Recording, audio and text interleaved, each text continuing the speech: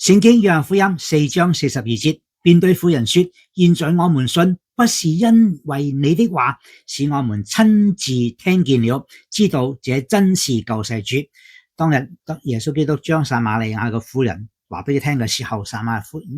利亞婦人立即翻到城裏邊，將耶穌嘅事講俾撒瑪利亞嘅人聽。撒瑪利亞人就嚟揾耶穌，要聽耶穌講道。耶穌同佢哋講解呢個嘅救恩。佢哋聽見之後，佢哋就對婦人講：現在我哋信，佢哋信耶穌，唔係因為婦人嘅話，係因為佢哋親自聽見了，佢哋知道耶穌基督的確係真嘅救世主。求主幫助我哋聽見耶穌基督嘅福音，知道之後傳俾人聽，